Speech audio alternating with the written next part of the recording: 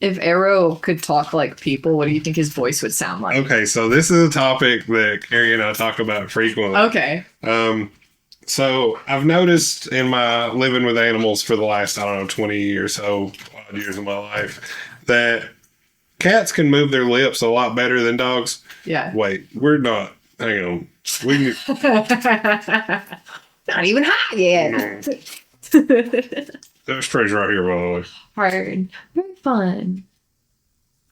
So cats can move their lips better than dogs. Okay, yeah. So, my logic here is dogs can't speak very well because they can't move their lips. So Scooby-Doo's like biblically accurate. They come like this. Mama got me.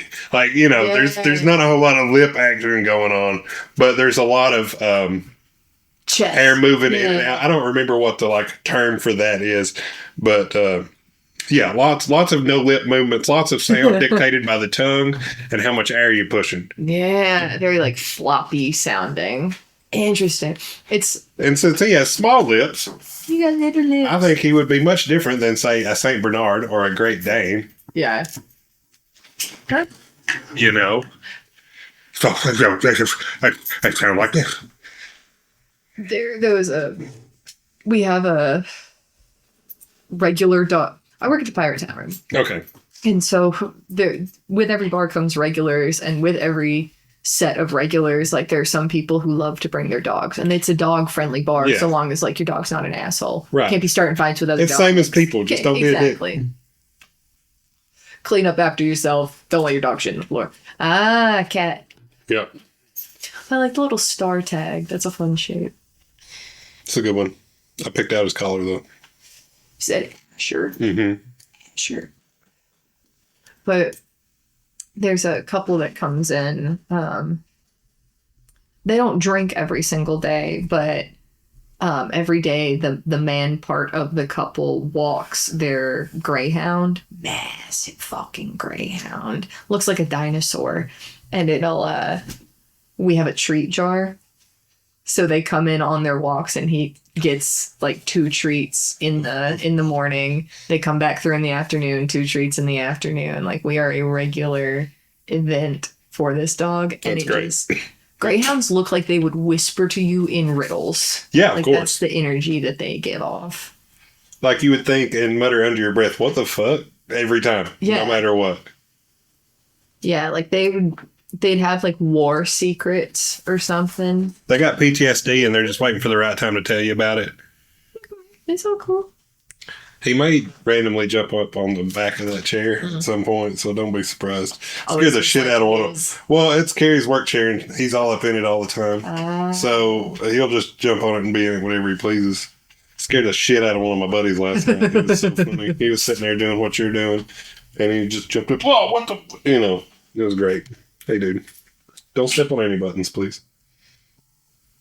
I thought I turned that off. Come on now. Way to go, host. It is off. Who did that? Oh, Amber texted me. Anyway. I thought you were about to say Amber Alert. No, I turned that shit off for sure. Fuck them kids. It's Halloween. Well, why do they always come at 3 a.m.? It is always. I guess that's when they're absconding with children. That's the best time. Good thing. Well, I'm asleep. Can't be me. I'm always like, what the fuck? When they wake up. I do like being in a public space when everyone's severe thunderstorm warning goes off. Because it sounds almost like a fire alarm. Yeah, because it's coming from everywhere. That's 96 Dolby, whatever the hell. It's that is the perfect surround sound. But it's the most annoying sound that you could hear all day. So everybody's just fuck at the same time. Yeah. Yeah. Also, why warn me? Let me go outside and just be cursed with hubris, I don't check the weather. I'm here in my sandals and shorts. Yup. Sleeveless shirt, no umbrella. None whatsoever. Not even in the car. Why is it? Do you ever get... I don't know, you might be a more prepared person than I, but... That's a lot of assumptions in that statement, just so we're clear.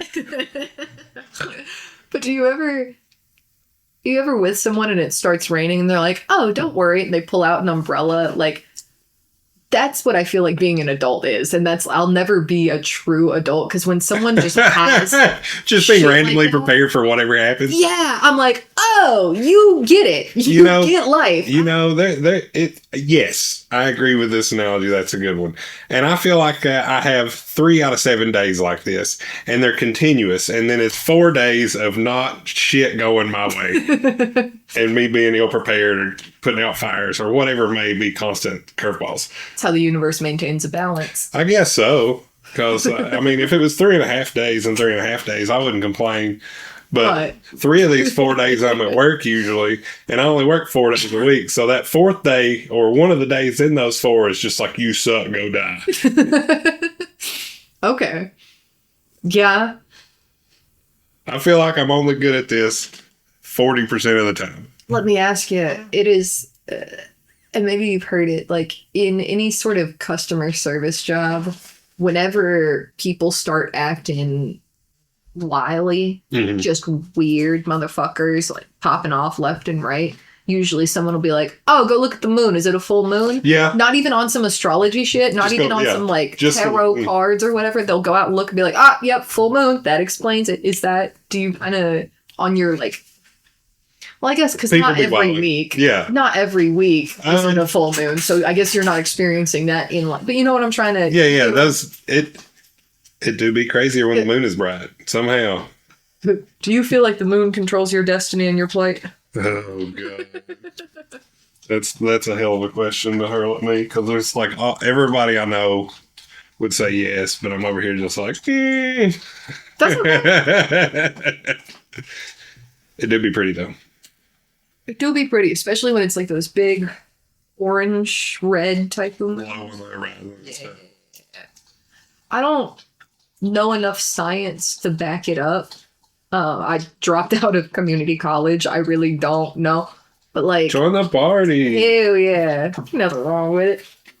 But like, when you think about the moon controlling the tides and how much water is within us as like meat sacks. We 70%. We're just nervous cucumbers. We're just nervous ass cucumbers. So the moon, like, if the moon can control every wave in the fucking ocean out there, who am I? I'm smaller than the ocean. I'm not as grandiose. You're still a fish in this cosmic ocean. Yeah. Exact. Fish in a cosmic ocean, just floating through the Milky Way. Yeah. Weeble wobble. But like, you know, it's got to in some similar motion. Because why wouldn't it? Why wouldn't it? Why wouldn't it? If it does all this to all that, why wouldn't it? People have been killing virgins since the beginning of time for the moon. I mean, there's something. Must be something. There's something there. It's not cheese. Well, I mean, it could be cheese, and it's the best cheese because we've never had it. We've never had it. I would eat moon cheese. You know, we got a second moon. What? Did you see that it was announced that we got a second moon? No. Yeah. A moon? Well. Does the moon have a moon, or do we have a second? We have a second moon. Oh, okay. Moon. It was not stated in a way that the moon had a moon. As the Earth has 2 moons. So we now have a much smaller satellite than the moon orbiting Earth. Satellite in the astronomical sense, not the technological sense. Yeah. What do they call it? Is it moon? Is it also just moon? It's moon squared. No, that's a joke. But before we stop this conversation, we gotta look it up. Arrow, that's not your toy. That's a cat's toy. It could be mine. Like, cat's decision. Do cats... I've never had one. My dad and my brother are both allergic. And so I've lived with some cats. But do cats get jealous of toys like dogs do? Not these two. Okay. Cat wants to play with hair ties. And he don't give a shit about anything else. Okay. Alright, so this is not your toy. I'm going to take it away from you now. Drop it. Oh, no. Drop it. Hey. No one is participating. No one. Hey, drop it. Okay, this is great. I feel like they only do that in front of company. No, they don't. This happens every day sometime, whether I'm here or not. Yeah, this is some everyday bullshit right here. Aha. Go lay down. Go on. It's not your toy. All right, so that has been fixed. Okay, got the toy back for the cat. All right. So I realized we didn't. He's spicy. Watch out. I realized we didn't do the whole introductions for myself or this thing or for you, so we got to get to that. Shit. Yeah, we're right in. Yeah, we're 12 and a half minutes in. Let's finally start this show. This is the newest episode of the KAAMP. The thumping noises you hear are from the dog's tail. I'm Thomas Zachary. This stands for the Knoxville Area Artist Networking Podcast Platform thing. And today we have a friend here who will introduce themselves. My name is Katelyn Hillen. I will be on. I didn't think much about the intro. I don't know if I'm supposed to be like native Nashvilleian. Say whatever you like.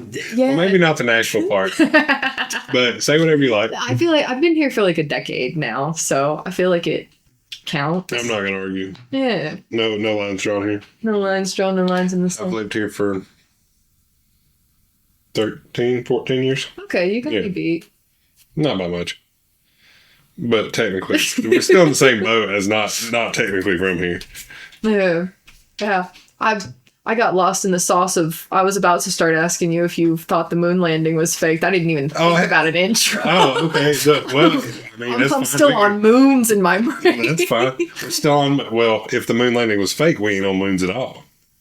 But no, I don't think it was fake. For my own answer, on the record, boom. I don't have any inkling that it was fake. But if Stanley Kubrick was involved, I wouldn't be surprised. He'd be a really good consultant. Yeah, I think that we landed on the moon, just not when we say that we did. I think we faked when we landed on the moon just to piss off Russia, and then later on actually made it up to the moon. What if that isn't until the next moon missions we've got planned right now?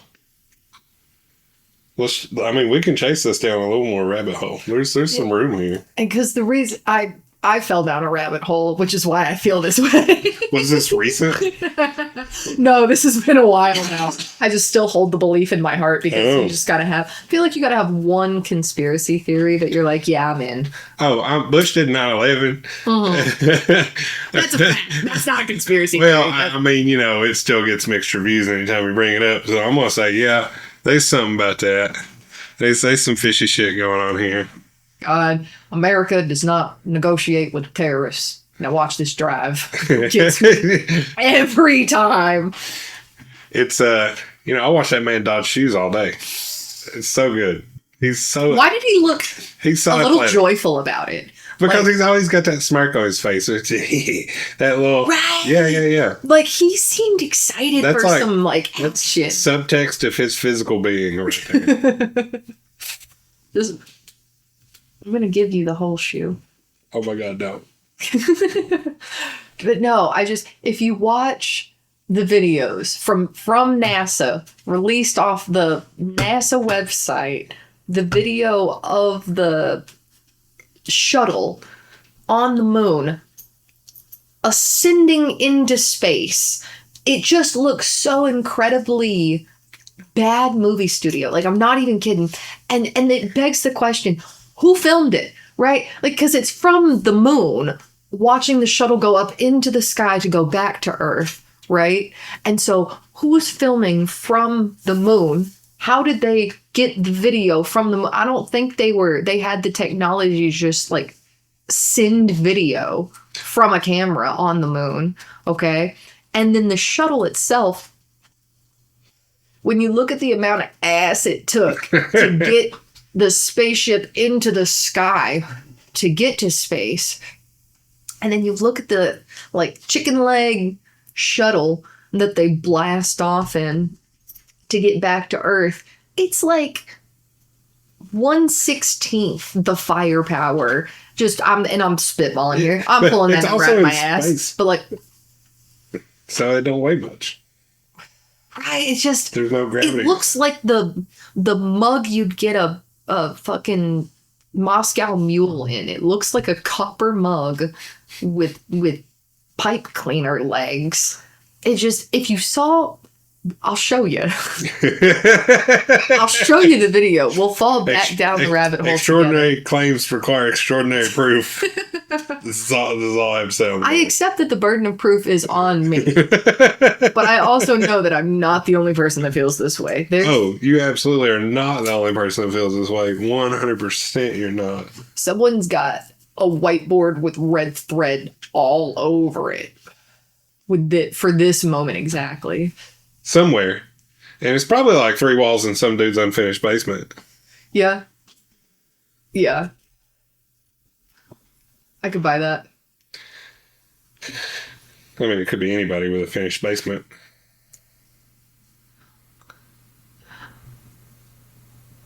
I like the visual of an unfinished basement because I feel like it lends to the unhinged nature of the task. Finished basement, you're just ruining the decor. Together. Yeah, like you're on pills. That's what it is. You're on pills, and you're like this close to building a doomsday bunker. If it's a finished basement. Oh yeah, it's one of those things where you either care or you really don't. Yeah. Like the positive investment in these scenarios is usually an adequate amount, but when it goes the other way, like it really goes. Like if it's going crazy, you don't see like normal-ish stuff or really extravagant basements. There's not a whole lot in the middle.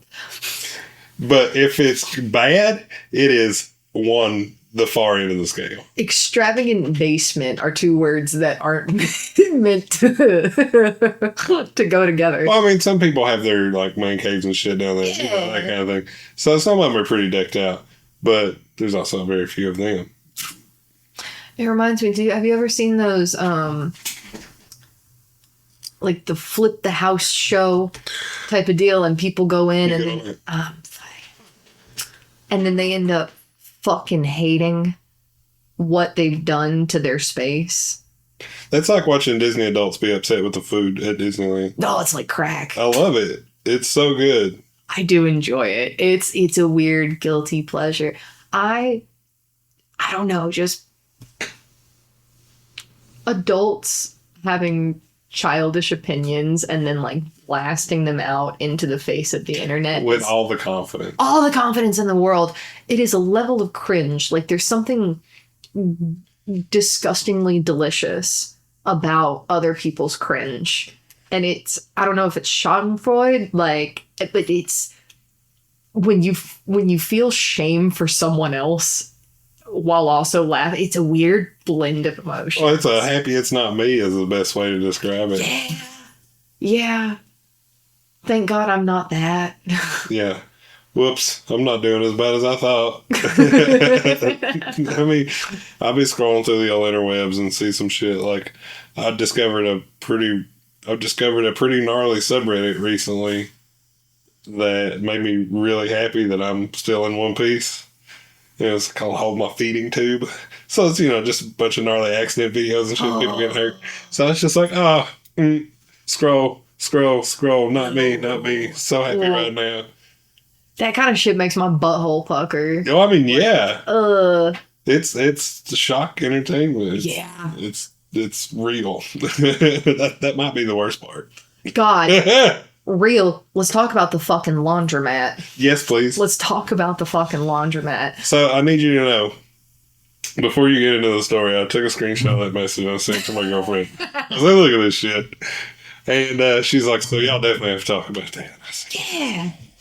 Well, it should have started with no, we're here now. Aspiring comedian, because it's gonna lend to, we're gonna get there in this conversation too, but like, goddamn, dude, didn't even try to. Hi, I'm Katelyn, and I'm nervous. I lost every sense of how to construct a sentence the second you asked me to introduce. I put you on the spot. It's okay. No, it's alright. It's hi. But I love it because I go to the same laundromat every single time. It's on North Broadway. It's usually fairly normal. The first time I went in there, they had a massive Christmas display. Oh my just God. decked the halls on all around the laundromat. And I was like, wow, they put really weird effort into decorating, and it's well lit, and there's an attendant, and like no one's hassling me for shit. I'm gonna keep, I just keep going back to the same one. Yeah. And it's usually normal. Like usually it's just me on a Sunday trying to fight for access to one machine. But today I walk in and he's probably early 60s. I thought I was going to be alone. Let me start there. Yeah. No one's in the parking lot. No one. There's no car. There's no vehicle. There's no bicycle. No nothing. And I'm like, oh, wow. It's going to be me and the attendant. Cool. So I go in and it's not that. Right? Expectations smashed. Immediately. There is this maybe mid-50s, early 60s man. And he's got his phone out on the little counter along with all of his personal belongings. There's deodorant, there's a flashlight, there's a backpack on the floor open, there's laundry scattered, there's grocery bags. Like it's the whole nine. The whole nine. The whole kit and caboodle he has unpacked. Phone out on the counter, and he's blasting Spotify with ads. Oh no. He's already going to take him into jail. Like, first of all, if you're gonna blast your fucking music no over ads. the loudspeaker, no ads. No ads. Be considerate. Right. Like, you don't even want ads. Why are you doing this? That's so rude. It's rude as fuck. But it's like Nickelback, it's Creed, it's Divorced Dad rock. Oh, he's one of them. He's one of them. And it starts off, I'm like, all right, that's a choice. He's singing out loud for everyone and their mother to hear. I'm like, that's a choice. Head down, find a machine, keep it rocking. He engages, right? He's like, hey, how you doing? And I'm like, oh, hey, hello. And he hands me a blow pop, just like a little sucker. And he's like, you look bored. Here you go. And I was like, happy How did Halloween. you know I'm at an 8 right now? Yes, I'll take the ball. Yeah, brother, I'm just trying to load my dirty clothes into the washer. Like, I'm sure there are more riveting things to be doing, but also, like, I didn't need to be satiated with candy. Thank you. I appreciate it. Happy Halloween. Happy Halloween. And so I get my shit in the washer. He's still fiddle farting around at the end on this little table. And I decide, I'm going to go sit in my car. Car's parked right in front of the door. I can see the machine. I'm going to brush my hair and put it in some braids. And so as I'm doing it, I watch him pull out a machete. And he's his backpack. Yeah, just chill. Just machete. And he starts like... And I know that this is not a visual medium, and so it's hard. I'm doing the motions myself, and you can't see. But just Pirates of the Caribbean practicing, like Brittany on Instagram practicing his moves with this machete. And he eventually pulls out a sheath and puts the sheath on his belt, and he's cleaning the machete. I guess disposing of evidence of the crime. I don't know. Sheaths the machete and just is like chatting people up. And no one wants to talk to you if you're the guy dancing with a machete at the laundromat. But I've got the timer for the washer, and so I'm like, all right, it's time to go in and check my shit. And there's some man who will become important later in the plight talking with Machete Man. He's like, it's just what men do. It's just what men do. I don't know what they were talking about men doing. It's just what they do. It's just what they do. And nothing good precedes that, right? It just feels like usually an assault charge of some sort follows. It's just what men do. When you say it like that. At least an assault charge. Maybe a B&E. Truly, yeah. maybe a B&E. Just, you've got the BTK on the loose. Just, it's what men do. Oh my God. But and so he's seemed to, Machete Man has the machete in the sheath because he's talking to this guy, so he can't be all that bad, right? But what's fucked about this laundromat is that the machines will they'll be like, hey, it's going to be 7 minutes from now when your stuff is done. And you come back and it's like, hey, partner, I know that you've already been waiting 5 minutes, but it's going to be another 5 minutes before this thing is done. They just kind of lag. The times are not accurate on it. It's fine. It's not relevant. I don't know. Like, it's part of it. Fuck you, Blue Water Laundry. I'm saying it now. I'm saying it on the record. Oh, God. I don't know why I felt it in my heart to but I'm waiting and they're chatting, and it becomes apparent that man in white sweatshirt that is engaged with Machete Man, he's here with a woman, and she's on the other side of the laundromat with just two people's entire wardrobe worth of laundry just strewn in the machines, on the table, in the baskets, over the rails on the top of the basket, and she starts hollering at him while he's talking. Hey, come help me fold this. And he's like, what? And she, come help me. And he's like, what do you need help for? And they're on, dude. It's so on. Right? He said the wrong thing. God. And they just, God help them. Just meth couple of the year, match made in hell. They go to it in the laundromat and they're hollering across it like we're in their living room, like we're intruding on their space. They're just shouting across the entire laundromat having this argument. And so eventually she goes up to him and they're, like, fucking help me. And it escalates, right? He's like, fuck you. You're useless. What are you even here for? Like, he starts getting mean, dude. He starts getting like personal. Dang. He's like, what? And what are you? What are you? And just like, God bless this lady. She's just folding shit. She's just folding his laundry and hers while he's going off. That can't be the first time this has happened. No. She looked too like, she went to a zone, And so he takes his little stack of clothes and he's like, fuck you, you bitch, and walks out of the laundromat on foot with just loose folded clothes in his arms, right? And I'm like, oh, thank God. Like, we don't have to deal with that anymore. Wrong, right? He was not done. He comes back in, goes up to the attendant, asks for a bag, naturally, because brother doesn't want to just be carrying, he can drop something. And then goes and re-engages with her. Hey, I'm talking to you. And she's like, I'm not talking to you. He's like, well, you need to answer me. No. And like, just back and forth and back and forth and back and forth. And it escalates to the point that she's full volume shouting, get out. I'm done. Get out. And so while this is happening, Machete Man has locked himself in the bathroom. It's been 20 minutes. Ooh. Yeah. Ooh. Yeah. Right? Yeah. All of his belongings. Some of it's still over there on the table. Some of it's in the bathroom. God knows what he's doing.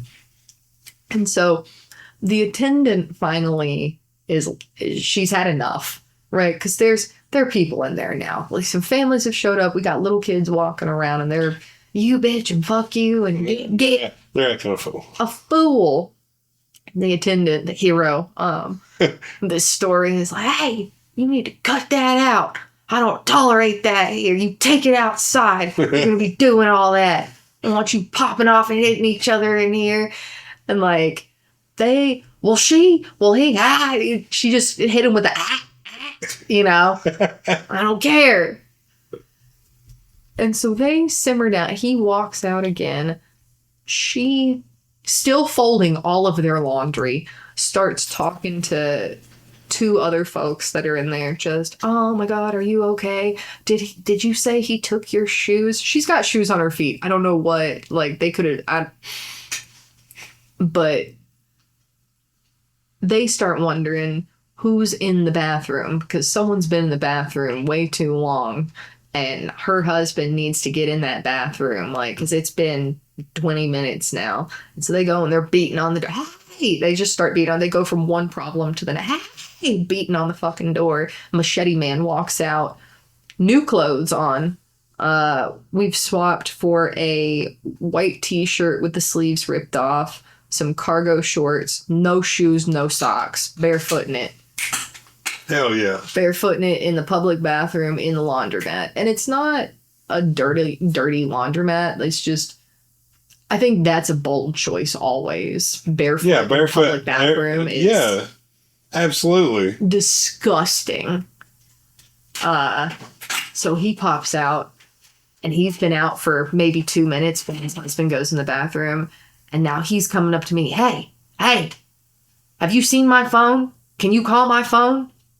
That phone's $300. It's the third phone I've had to buy this year because I keep losing them, and I can't lose this one. And I'm like, just trying to fold my shit and get out. Because while this is happening, I've started a turf war, right? I'm at this table, and there's 17 fucking tables all over the laundromat to fold your shit at, right? There's so many different places. I've got a dryer, and this woman's got shit in the dryer next to mine. So when she goes to pull her stuff out, instead of wheeling it to the table like next to us, she just takes up half the table that I'm using. And like, that's fine. That's fine. I can share. Like, I'm cool with sharing, but also like there are 3 within 5 feet of us that are not being used. There's no one's stuff. And so now we're fighting for elbow room, kind of. I'm trying not to, I'm like, my stuff, and hers is all strode out. Like, fold your shit, lady. Like, just get it out of here. And she keeps moving around me and trapping me with the basket. I'm like, what kind of land war are we fighting? I'm just trying to get out of here, dude. And now Machete Man's still screaming about his phone, and he's finally back in the bathroom, barefooting it, looking around. Did you take my phone? To the man who had just been in there. He's like, what phone? No. Can you call my phone? He's like, dude, my phone's dead. I can't lose. $350 I spent on this phone. I swear, he said it 12 times. $350. It's the 3rd phone this year. Stop setting it down places.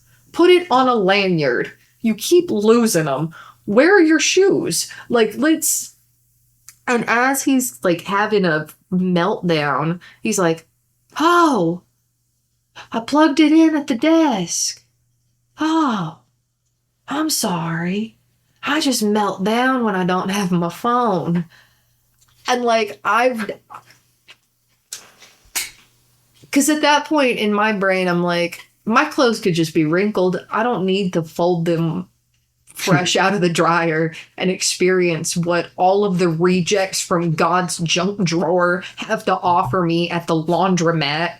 Like, it's Friday, it's Halloween, like, and everyone's Is it full moon? Is it full moon? It might be a full moon. Is it full moon? Holy shit. But also, I love moments like that because never have I thought, like, what would you do if there was a man dancing with a machete singing Nickelback in the laundromat? Never have I thought about how I, as a human, would have to approach that situation.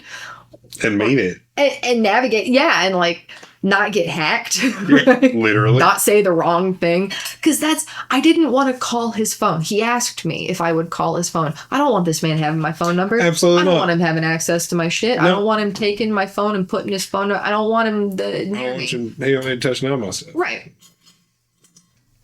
Say,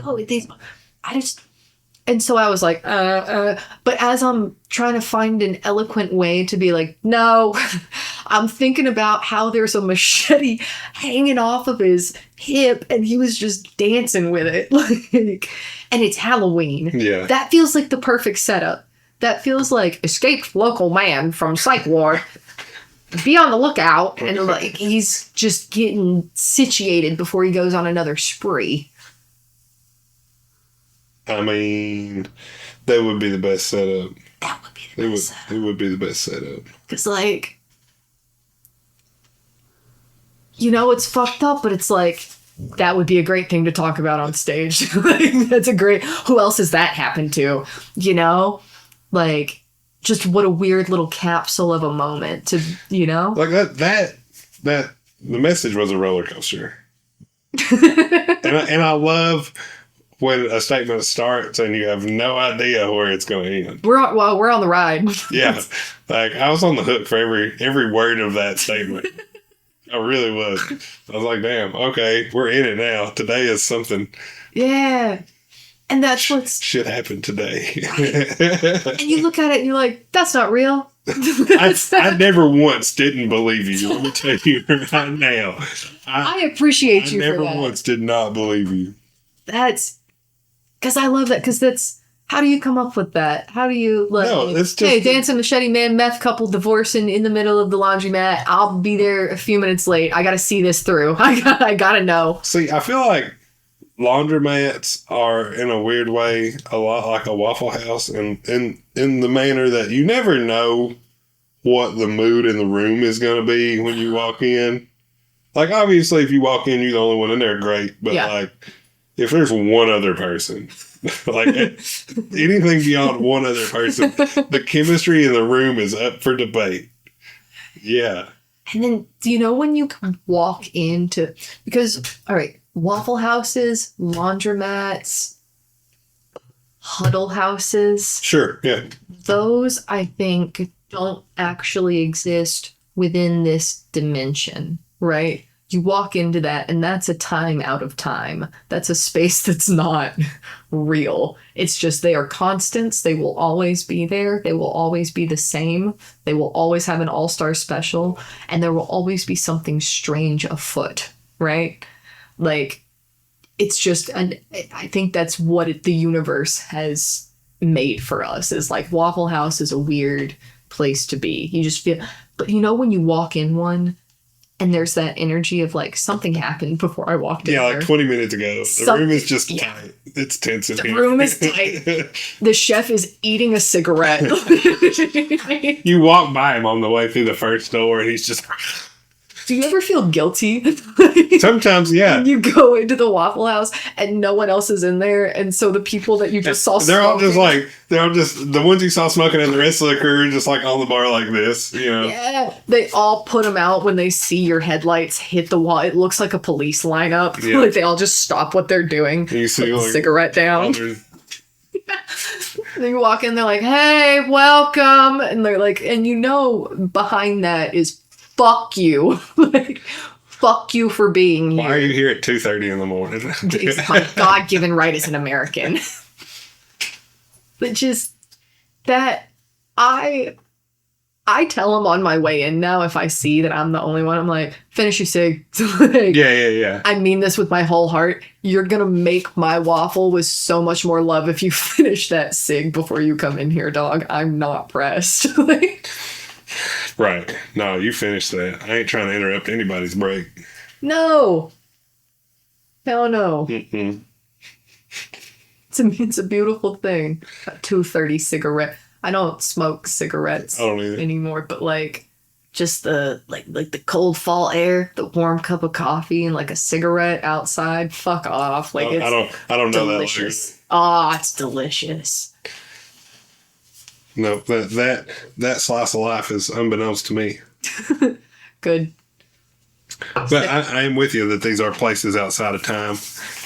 Yeah. I like that a lot. I like that.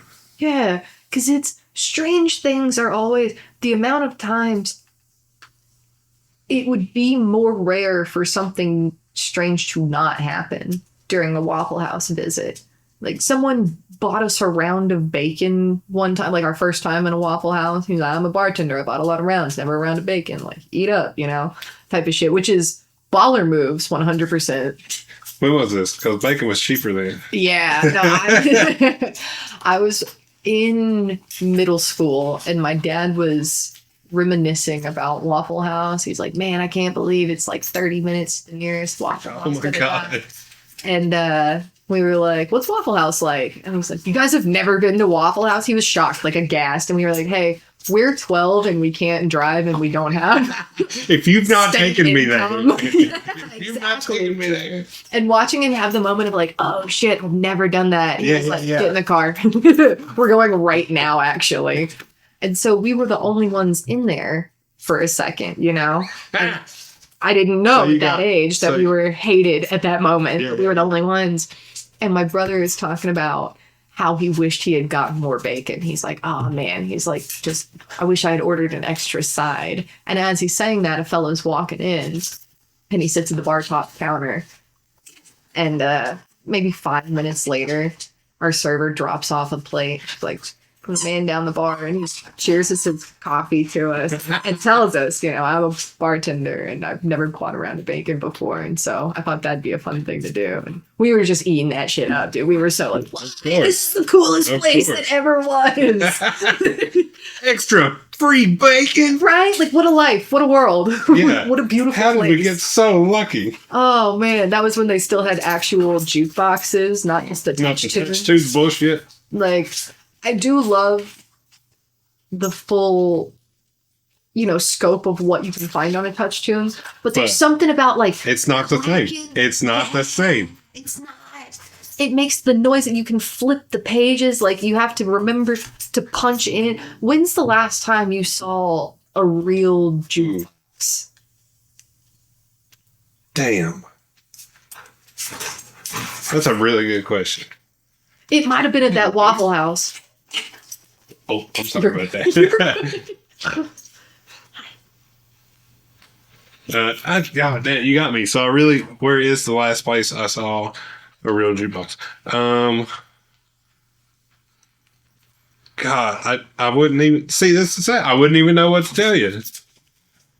I wouldn't even know what to tell you, and that really sucks. I wish I knew. I wish I knew.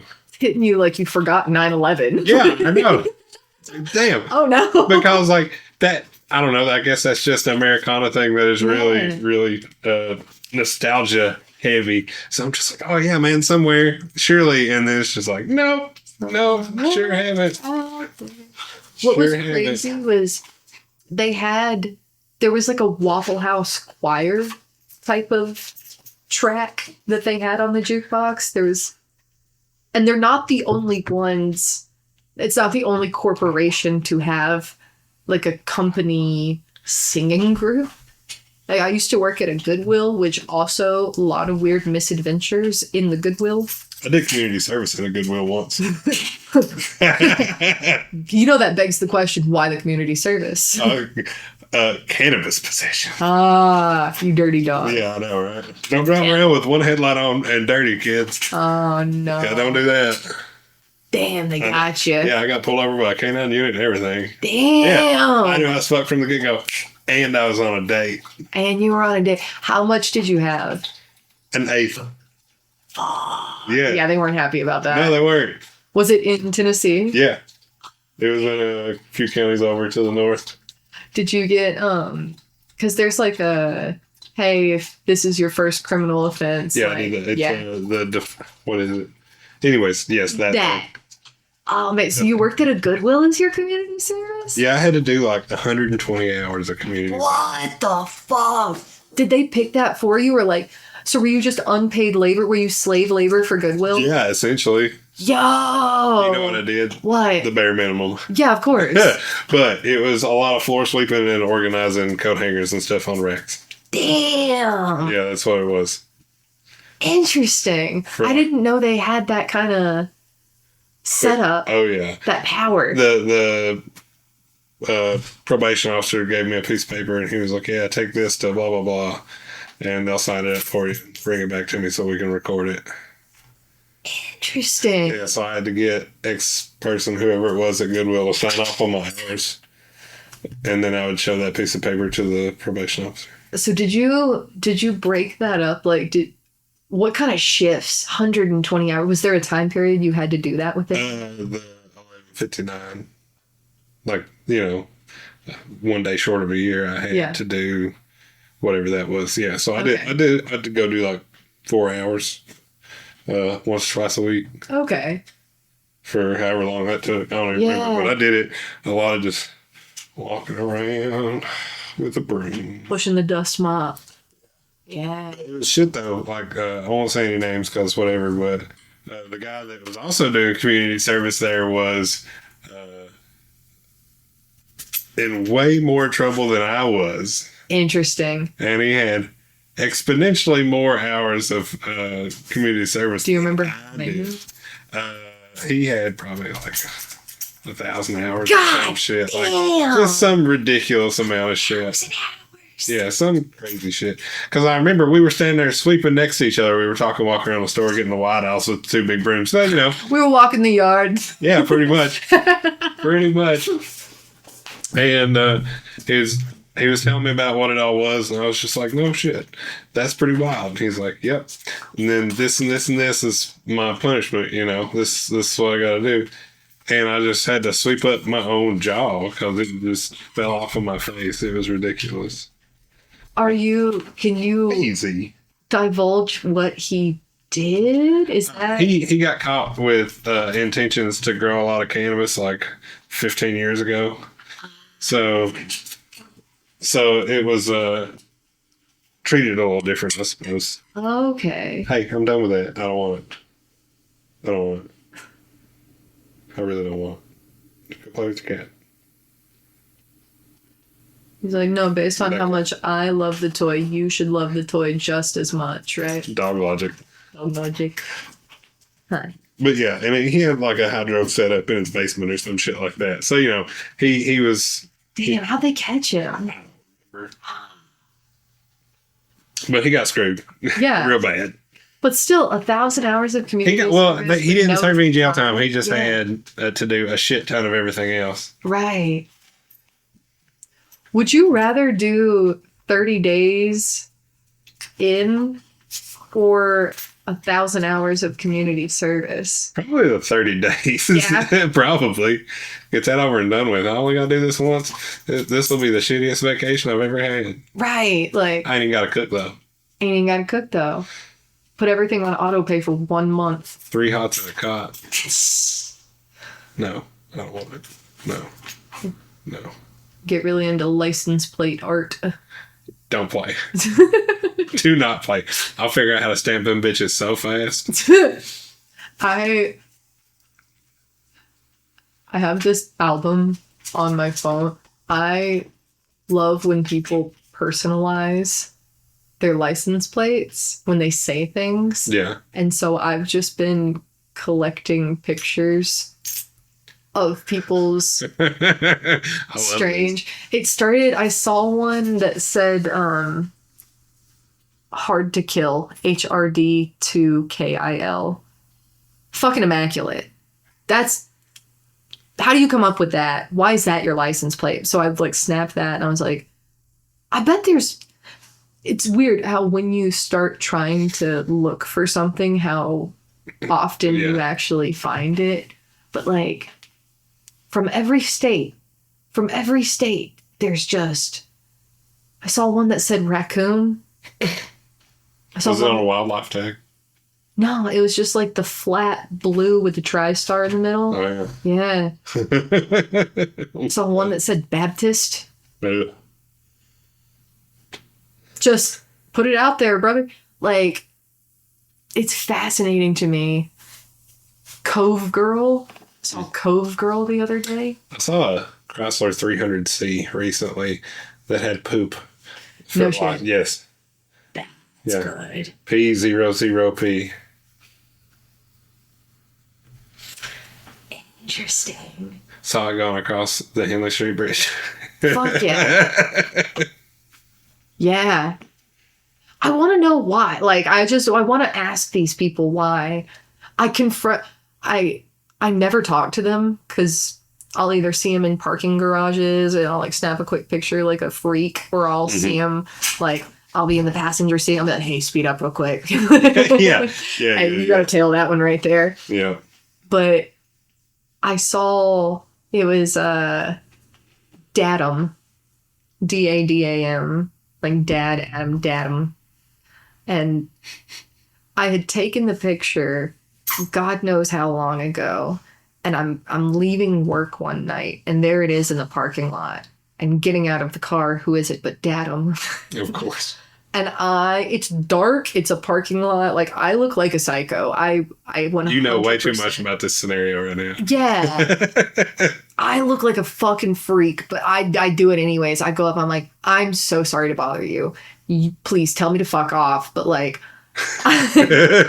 I love license plates. I tell him the whole thing. I'm like, I love license plates that have like fun and I saw yours once upon a time. I have your license plate in my photo album collection of license plates. I just think that Datum is funny. And he was like, you said it right. And I was like, what? And he's like, no one ever says it right. They're usually like, da-dum, da-da-da-dum. Like they never, I'm like, no, it's Datum. It's obviously Datum. He's, yeah, exactly. And like, he was so. You psyched him up. He was just like, oh my God, you get it. If I hadn't pronounced it correctly, he would have called the police. Like, if it wasn't for the joy that I actually knew how to pronounce it, I don't think he would have been cool with it. But You flipped the script on it. For sure. And he was so polite. He was so kind. Because he was like, no way, that's crazy. He's like, how long ago did you see it? You know, and I'm like, let's find out. Because so you scrolled through. I scrolled through because the phone time date right. geotag stamps that shit. And it was like a little over a year ago. It was like December of 24, maybe. And maybe December of 23. And he was like, no way. Because I said the date and he's got his whole son with him, right? Who's just standing here watching this. And I'm like, I'm so sorry. But he's like, no way. That's his birthday. And I'm like, yo! Like, that's crazy. Like, yeah, I have a picture from your birthday of you guys just like on the interstate. That doesn't sound any less creepy at all. It doesn't. No. But like, when you see, I'm like, no, it's not just you. It's 300 other people. Right. But does that make it less creepy or not? I think it just makes me autistic. Well, at least you've been consistently doing this for a long time. Yeah. I don't know if that makes it better or worse. I don't know what I think it would be fun to eventually make like a coffee table book. I'm gonna stop you right there. If you don't do this, you missed. Like you got to do this sort of statement. Yeah, you kind of got to do that. I think it'd be kind of cool to like picture of the. So a whole compilation of you doxing people is that? Yeah, essentially. Yeah. I'm gonna put the time, the date, and the geotag of where I saw the license plate, like to be like, yeah, I saw 27 different fucked up license plates from 7 different states, and they were all in Gatlinburg on this day. God, what a dense place! That's the perfect place to see that. What's the best place? Yeah, so many people there all the time from everywhere. And I hate it. I hate Gatlin. Like, it's like, I hate trying to be anywhere with a purpose in Gatlinburg, because what happens is people wake up in their body on the middle of the sidewalk.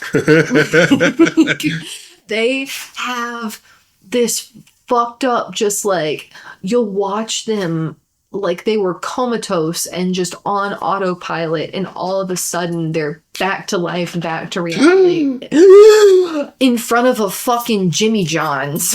Like, and they just and then they wander out in the middle of the street holding their children's hand, dragging them in front of traffic, and they look at you all mad. And like, just, I hate the fucking main strip of Gatlinburg right. I hate it. Like, if we were ever gonna like 9/11, I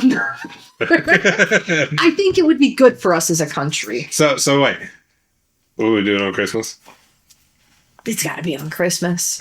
Like, because that's the most wonderful time of the year. Yeah, yeah, exactly. It's got,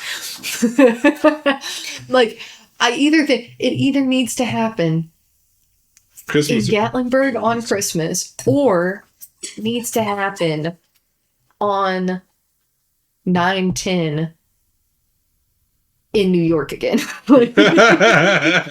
We need something to overshadow Kirk. We need, that city could stand to have another travesty. Like, I think it would only make them stronger. Okay, so instead of New York, I'm going to volunteer Branson, Missouri. Why? Why? Yeah. Because that's where silly things go to die. Whoop, sorry. In a country western sense. Okay. Yeah. Interesting. What would they hit? The largest casino. Yeah. Yeah. Yeah.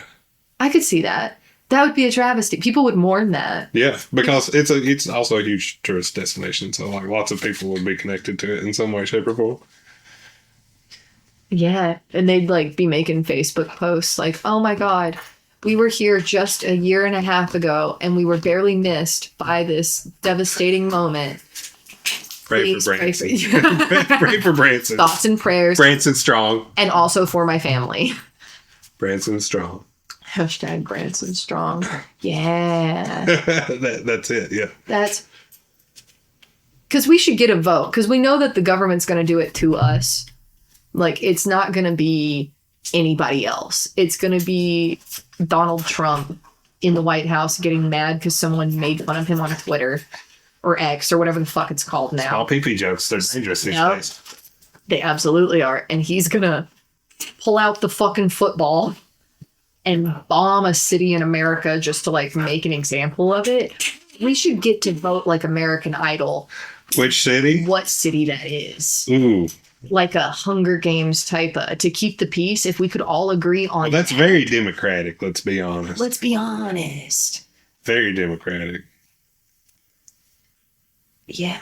I think, like, we should be able to vote on what city they kill, and also we should be able to vote like top 3 places that our tax money gets allocated to. Even it out. After a couple of years, resources will be spread out in a different manner. Right. You know. I want to see what the people prioritize. Like, what do we as a nation feel most like the top 3 most important things to give money to? Well, it's obviously not childcare. It's obviously not that, right? No. Like, fuck them kids, fuck their school lunches, fuck SNAP EBT, let them starve, put them in the mines. I'm going to build this ballroom. It's not, I mean, it's not a ballroom. We all know it's not a ballroom. What's it going to be then? It's going to be a bunker. It's going to be a fucking shelter for when eventually, like, he's not going to leave. I know it said that's the conspiracy. He's not going to leave. The third term? Yeah. The third. And then there's going to be like another January 6th, but gender bent, right? Like, it's going to be like a liberal January 6th, right? They're going to storm it because they're all dressed up as frogs and unicorns. Incredible, right? And honestly, there's power in that. There's power in that. That's nature taken back. Yeah. It's symbolic. But, like, it's for when they decide, and then he's going to be in some weird little turret and kill every single one. Not he himself, right? Like, he'll be sitting there, like, there's going to be a button for him to press so he can feel involved and, like, feel like he's a part of the action. But, like, it's going to be from a weird little bunker shelter type of deal where this alleged fuck-ass ballroom is going to be. It's under the ballroom. The taint room. Yes, that is. Because, you know, he's done a lot of sunning of his taint. He's real proud of it. A lot of tanning. That's of course he would I'll do. Never understand that yogi, like, there are people out there that do that. They're like, taint to the sky charges your soul. Oh, I thought you were talking about fake tans. 2 things can be true. You know what? Art is open to interpretation. That absolutely, and that's why we're here. That's why we're here. That's why we're I'm not going to tell you how or what to feel. Fucking look at the piece and be disgusted all on your own. We can all share in this disgust, but you have to find it yourself. Yeah, I do find a lot of value in, like, in stand-up. I know the obvious goal is to make people laugh. Right? You want to make people enjoy the things that come out of your mouth. You want to take them on a little journey, maybe, perhaps. And that, at least for me personally, I want to tell a story that takes you through all sorts of winds and turns. I want to paint a picture for you so you feel like you're there and you're there with me and you fucking see all of the weird, sad, funny, grotesque things along the way. I think there's so much. You did tell us he was barefoot in the public restroom. Exactly. Yeah. Who doesn't recoil at that? And I think there's so much like weight in sometimes trying to seek out those like disgusted laughs. Like things that you don't want to laugh at, things that are just grotesque. You just gotta fight just it. Like, good type of laugh. I love that shit. And I love trying to intentionally write for that moment sometimes. Because it's like, yeah, I know you don't want to hear me talk about a yeast infection, but 50% of the people in this room have experienced something. We're going to fucking laugh at it real quick. You know? This joke isn't for you. Get over it. Yeah. God. Stamp that on a cross stitch that on a pillow. Stamp it on my forehead. Make it my tramp stamp. Not all. Yeah. There's different jokes for different audiences. Like, and I don't think that that's an inherently bad thing. I think just people find joy in different things. Not everyone wants to take their trauma and make it something to laugh at. They want to keep that as like their weird secret. Like, this is my pain. It's going to be my pain. It's not to be laughed. You know, like you sometimes want to laugh at like poopy fart jokes, like just dumb shit, you know, that's why there are so many different Netflix specials, is there's so many different flavors of humor out there. But I think there's something so enchanting about that like the keyboard. The keyboard. Get off my keyboard. Animals. He's got things to say. Meow-moires. Dumb. Meow-moires? I tried to... Yeah. Is that the book the cat writes? Yeah. It's his memoirs. Tell me about your meow-moires. Quit. Stay off the robots. There you go. Is that like a 3D printer? Yeah. Type of interesting. What do you like to create on that? Artsy things. This particularly was a stamp I used on a painting for one of my last shows. Oh, cool. Hell yeah. It's for those of you that can't see, it says, in order to appear more favorable to the administration. Yeah, so, you know, I used that as a stamp to like tile the background with this text, and it was backwards on purpose. And then I wrote that in red, white, and blue on top of the field of black stampiness that is. Yeah. That's cool. It was a good one. I like that one a lot. That was for the Homegrown Criminals art show that happened in August. That was a really fascinating one to get to see. You're really loud. Yeah, that's that show went really well. Hoping to continue it. Balls have been kicked. We'll see what happens. There might be a second one. That'd be cool. I remember walking into the front of the brewery, and it just was like a ghost town. There was no. I was like, pretty sure there's supposed to be art. Yeah, I was like, maybe it's the wrong day, maybe it's the wrong time. What have I done? And then they were like, oh yeah, no, just like. And then you turn the corner and there's so much life and activity and just people. I love people coming together to fucking unify against what they believe is right, you know, like, or what they believe is wrong. You know what I'm trying to. Yeah, it was super bootstrappy and resourceful and scrappy, but we got it. We put it all together, and it was good. It went well. It was good for the community. It was good for the artists involved. It was a good show. It was a good party. Like, there need to be more art parties. There do need to be more art There parties. need to be more art parties. Yeah, like just having a first Friday don't cut it. Yeah, it's like I need music. This would be more fun if there was music. The Emporium does usually have music, but like it's not dance music. Hey, I need to boogie. I gotta feel. Yeah, with my eyes and my ears and my heart. Wow. Yeah, but it was cool. I liked it. It was fun. I've talked about it a lot, so I don't want to like jabber on Right. it. They've heard the people, if they listen, they've heard plenty about it. So, but yes, thank you for going. That was great. I really appreciate it. Absolutely. So comedy things. Comedy things. How does Knoxville treat you as a creative around town?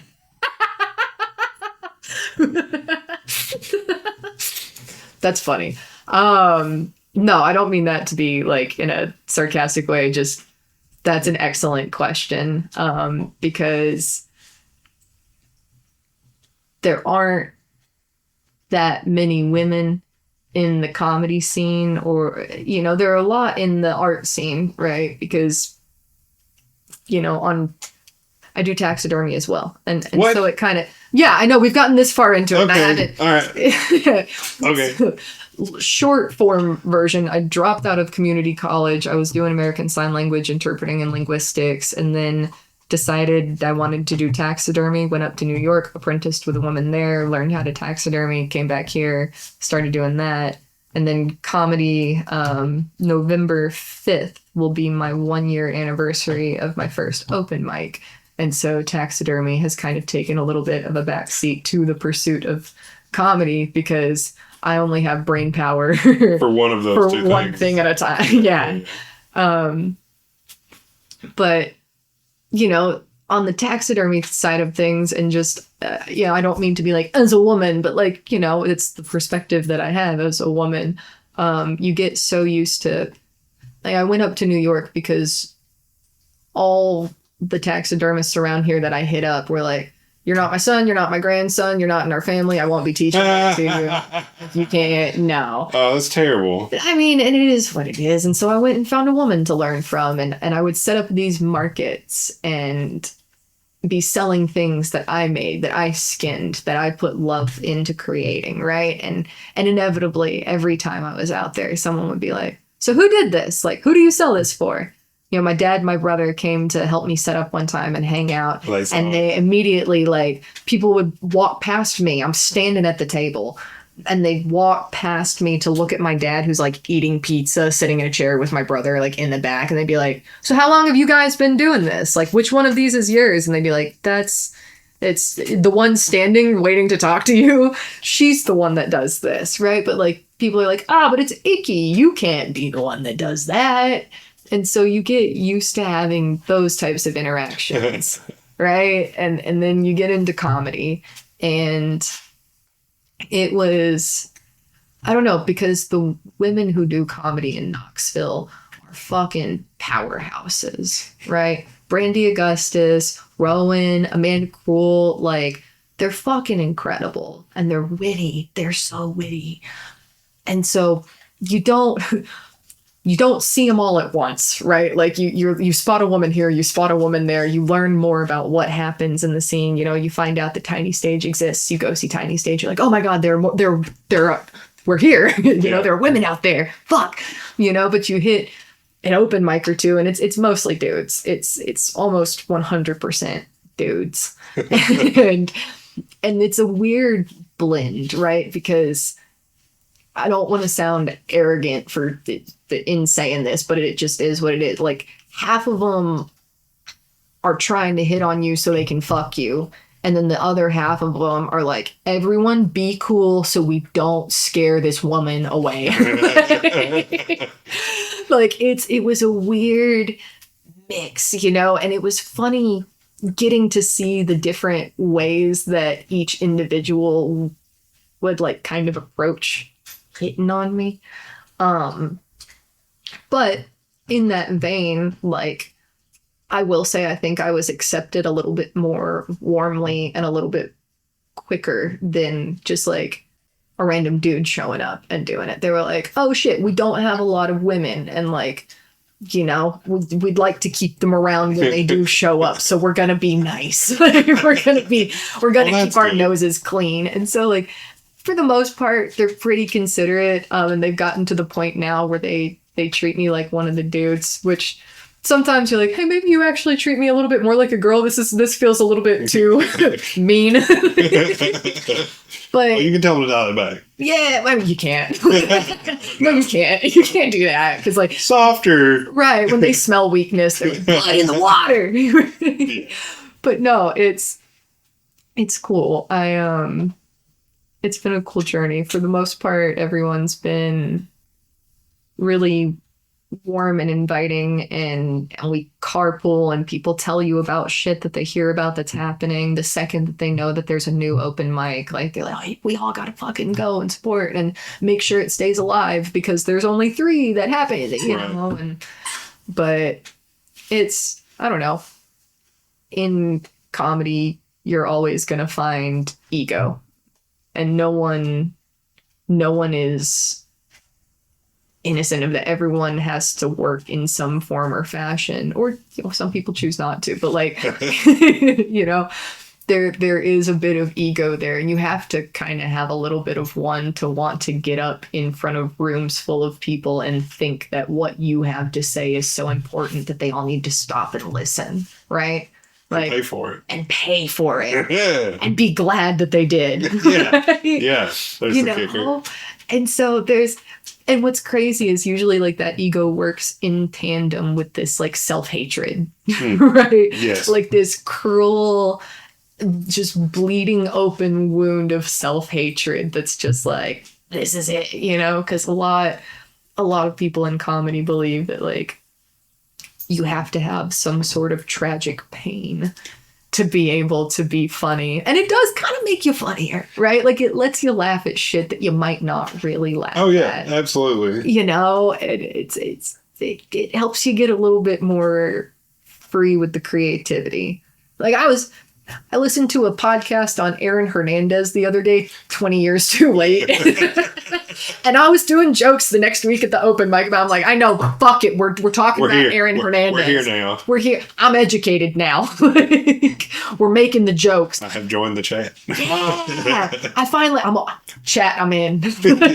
I was 10. Right, when he was first playing for the Florida Gators. That's not my fault. Yeah, I can't keep up with all that. Right. But, like, if you can't take shit from your life that can be terrible or awful or whatever and spin it into, like, something relatable and funny, like, you know, it goes back to what we were saying. There's different comedy for different audiences. There are people that want clean comedy. There are people that fucking love Jim Gaffigan still, even though he's been doing the Hot Pocket bit since 2010, right? Yeah. Like, and it's, for some people, like, that's cool and that's enough. And, like, I don't know, like, I try not to get weirdly personally offended by that, because it's not, why do I fucking care? Why is it my business? You know, it's like when you see people who have a version of a life where you're like, how do you not want more? It's like, because they just don't, man. And I think it's the same in comedy. Like, not everyone that shows up to an open mic wants to be a professional comedian, right? You know, and there's nothing wrong or evil about that. I love seeing people who just want to do it casually to prove to themselves that they can. And I feel so proud of those people when they finally fucking do it too. Oh, it warms my little heart.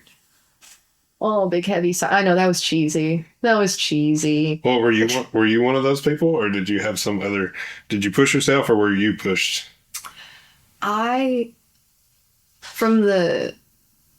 From childhood, I've always wanted to find a way to tell stories that just made sense to me. You know, like, in 5th grade, I started a class newspaper.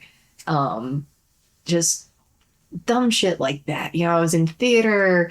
I was like, maybe I'll be an author. I don't know. Like, I just need to find a way. I was doing ASL. I'm like, maybe I'll do, like, concert interpreting and try to work that into, like, theater interpreting, and then maybe, you know, whatever. And it just, none of it felt right. But the whole time, like, I've enjoyed stand-up. I love listening to different comedians and podcasts and their specials, and, like, going back in time and watching, like, first, 1 through 7 of someone's different specials to watch how they grow as a comedian and the different ways that they change throughout all of it, and just like comparing the first one to the last one. And I went through this just disgusting, awful breakup with a terrible, abusive person.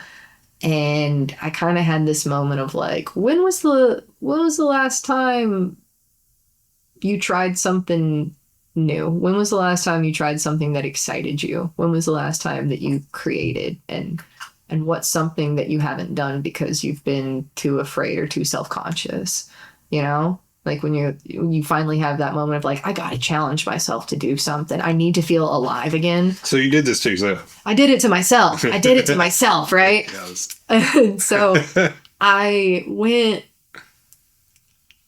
to it was a tiny stage. I thought it was an open mic, but they do a first Tuesday show, and it's not. It's a curated open mic where like they have a list, but like it is not a free-for-all list, right?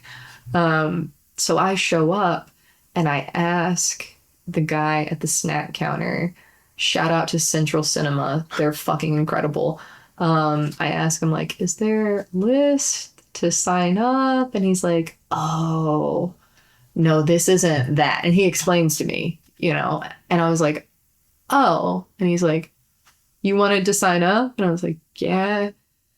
And I guess he could see me sweating through my shirt because he was like, is it your first time trying stand-up? And I was like, yeah. And he was like, hang on 1 second. So he hops on the internet and he's like, I swear I saw one. Oh, there's another one. Yeah. Knox Brew Hub, an hour from now. You have an hour. Knox Brew Hub. It's over. He tell you to drive this way or whatever. He's like, they've got one starting. You can still do one tonight. Like, you can still make it happen. You should go do it. And if he hadn't done that, I never would have tried it. If I'm being completely honest, I feel like I would have tail between my legs, been like, it was a sign. Like, never did. Never again. Right. But we'd be having a conversation about some silly taxidermy. Absolutely would. I'd be talking about rat statues. Right? Oh my gosh. We still can. Yeah. Well, yeah. But I went to Knox Brew Hub. I didn't want to see a single person that I knew. Of course not. I didn't. I was terrified. Fuck that. No. Yeah, I meet Andrew McCaffrey. Mm-hmm. He's got the clipboard and I'm sweating. I'm nervous. I'm jittery. I'm shaking. And I'm like, hey, hi. And he's like, it's your first time? And I'm like, yep. I'm a virgin on prom night, baby. I'm terrified. And he's real chill. He's like, hey, you're going to be this number on the list. We've got this many minutes. I'm going to shine a flashlight at you. This many minutes in, that means you have 1 minute left. Walks me through it, fucking holds my hand about it, and just like gives me a sense of confidence. He's like, you got this. It's cool. It's going to be fine. Like, it's going to be fine. And so I go in and I see my manager from my job. Oh. And I forget that she and her husband own or manage Knox Brew Hub. I believe they own it. And I'm like, of course. Why did I not realize that I would run into you here? Hey. Right. God bless her. Right. She was like, are you going to go up? And I'm like, yeah, I was planning on it. And she's like, do you want me to go outside? Do you want me to stand outside so I don't, like, if you want to, if you don't want anyone in here? And I was like, no, it's fine, actually. Could you film this? Because I was like, I'm gonna want this. I'm terrified right now, but I'm gonna want this. Yeah. And she was like, I got you. I'll film for you. And I went up. How sweet of them. Oh, so kind. And I wanted to die the whole time. And I told a couple stories about just like weird church camp experiences. Polarizing. Yeah. Off the bat. Because there was this woman who will forever live in my mind as Stabby Pizza Box Lady. Yo. Right? And so I'm like 8 at church camp. My parents sent me and my brother to this one a few times, but they would do, sermon like 3 times a day. Like with every meal, you would have to go listen to like someone do a sermon. And the last night, they had a woman up at the podium, and they don't let women up to the podium. Right. And so she's got a pizza box and a knife, and she's talking about sin. Everyone's sin is the same sin, and no one's sin is greater than any other sin, and da-da-da. And let me give you examples. I'll walk you through my day. She's like, I woke up and I cussed my mom, stabbed. So she's tallying her fucking sins in the pizza box. I got to school and I stole my friend's scrunchie, stab. I lied to my teacher about my homework, stab. Like, just goes throughout her day, stabbing this fucking pizza box. And she ends it with like 17, 18 stab marks in it. She's like, that doesn't seem like a lot. But you do that, and you do that, and you do that. All of you do that every single day. And you know what you're doing? You know who you're doing that to? And she flips around the pizza box and opens it up. Jesus Christ's face is pasted inside the wall of the pizza box. And she's like shredded it with all these stabs. She's just shredded his fucking face. And this sea of children just ball, dude. Everyone is awash in like anguish. Children are screaming and crying. Everyone's afraid they're going to hell. Everyone's afraid they're going to hell. She's like, you did this to Jesus. And like, we can't handle it because we're 8. Like, so now everyone's traumatized. Everyone's traumatized. And I feel like that's a very unique experience, like it's me and 30 other kids that get to say that we experienced that and that is authentic to our being, right? But also, core memory.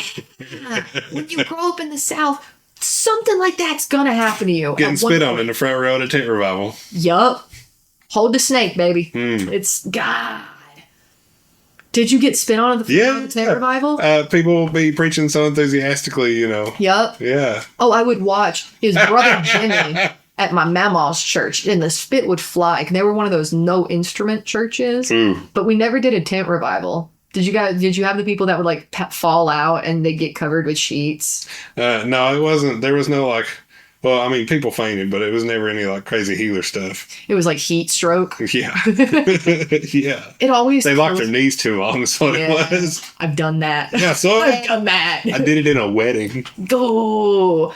Like, fell right out. Were you like up there with I was a groomsman? Yeah, I was. In the middle of the ceremony and everything? Yes. Fuck. The groomsman in front of me heard me mumble something, and he turned around just in time to like grab me by the vest and make sure that I sat down in the front pew. So they just like guided you into the seat. Like, yeah. Did they just kind of like let you ride that out and continue on, or did they stop? Oh no, they didn't stop. Hell no. I sat on that chair looking at my feet for the next like 10 minutes. Isn't that shit humbling? Yeah, don't lock your knees, people. Yeah, I don't know why. I get so embarrassed. When it happens. I'm like, I'm sorry, I'm a burden. I'm sweaty and I'm dying, but I'm sorry.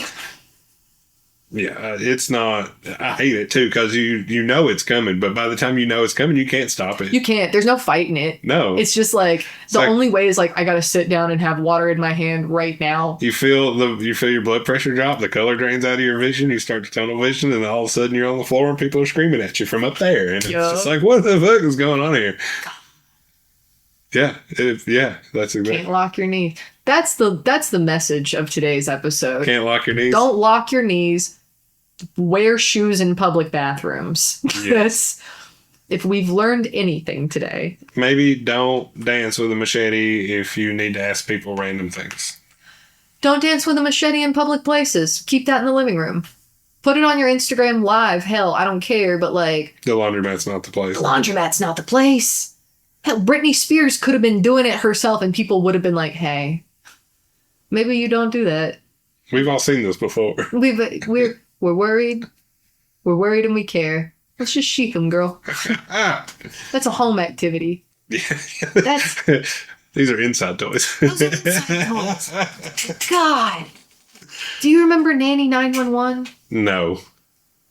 That's okay. I'm sorry I ruined that for you. It's okay. No, it's just 2 seconds. It was this early 2000s television show where like parents would be like, hey, we don't know how to parent and our kids are hellions. We need Nanny McPhee. We need some British woman to come teach us how to parent our kids. It's garbage and I loved it, Oh right? God. And I was watching an episode fairly recently just to like for the nostalgia of it. And this woman shows up and she's like, all right, well, let's go take a look at the kids. And they peek out the back window of their living room to their backyard. And the kids, it's a 4 and a 5-year-old, and they both have machetes and they're just running like horses in an open field, galloping with these fucking machetes. And she's like, hey, what are those? What the fuck's going on? And he's like, oh, those are their favorite toys. And she's like, yeah, a machete? I bet they are. And he's like, duh, well, like, the blades aren't that sharp. Like, she's like, you didn't dull them? Like, you could have gotten plastic ones. He's like, but they don't like the plastic ones. They're not real. Yeah, exactly. And as like, as a person who loved shit like that when I was a kid, like, we would have bonfires and make, like, we wrap a t-shirt around a stick and dip it in gasoline and just like have it till we fucking out there like Star Wars, just wow. Like, I love that shit. Hindsight being what it is, no one should have let us do that. No one should have let us. I got you one. We would play hacky sack behind the post office, so loitering on federal property, and then we would take a charcoal briquette and soak it in lighter fluid for a couple minutes and let it get nice and saturated, and light it on fire and kick it around like a hacky sack. What? Loitering on federal property. With pyrotechnics. Yeah, exactly. We're not terrorists at all. No. That's just what men do. And you know what? It was all guys. Nailed it. I know it was. Yeah, it was. Oh, did anyone ever like catch a pant leg on fire? Mm-hmm. Yeah. Yeah, we had to let it dry pretty good before. I mean, like, you couldn't take it sopping wet out of the lighter fluid and start kicking it around. You had to give it a minute. Was there like an emergency water bottle on hand? There was. Okay. There There was planning. There was care. There was always water around in some container like that because I used to travel around with a bong. Like, why is there just a random bottle of water floating around in my car? Don't ask questions. That's not our fire water. That's our bong water. God damn it. Well, you know, you're not going to use... I didn't carry around a really big bong, so you ain't going to use the whole thing. Right. But I always had some water in the car for nefarious reasons. For nefarious reasons. Yeah. Allegedly. Not anything that we're admitting to in this moment. This is all comedic. Yeah, This is all... This is satire, actually. Satire. Satire. This is a skit. A sketch. And I've been committed my whole life. My whole life. That feels like a good place to... That felt like a good mic drop. That felt very like, concise. I'll take that as a compliment. Because Yeah. I don't know what else to say. That's okay. All right. Well, we can do that. Katelyn, tell people where to find you. Please and thank you. You can find me on Instagram at Katelyn Hillen Comedy. It's KATELYNHILLEN Comedy. No Facebook. Fuck Facebook. Hate Facebook. Don't call me. Don't email me. Just find me on the Instagram. That's where I post flyers for shit that I'm doing. And what are you doing next? What are we doing? Oh, we're doing next November 20th is going to be the Comedy Debate League at 7:30 at Central Cinema, and then the Night of Chaos at the Pirate Tavern that same evening, November 20th at 9:30. So a little double feature picture show. As well as, the Pink Cactus on November 16th. That's going to be a little like brunch show. They're trying to get some comedy stuff happening, so they'll have their first open mic on November 8th. Have you been there yet?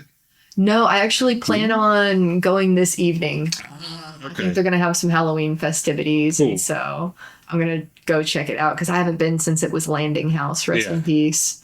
Yeah, but I've heard good things, and I'm going to do a show there, so I'm going to go check it out. Well, right. Yeah. I'm curious. I may end up there. I don't know. Cool. We can sing Islands in the Stream, but I'll be Kenny Rogers and you can be Dolly Parton. I've always wanted to do that. I've always wanted to do that. Holy shit. Well, yeah, let's go make our fucking Halloween dreams come true. I'm going to dance around as a skeleton tonight. All right, everybody. This has been the latest episode of the KAAMP. I'd really appreciate it if you did all the things you're mildly obligated to do, none at all. Like, share, rate, subscribe, all that bullshit, you know. Katelyn, thank you very much for showing up and meeting me in the middle on this wonderful conversation. Of course. This is recorded on Halloween and won't be posted for a couple more days. So, to the past from the future, goodbye, everybody. Happy Halloween!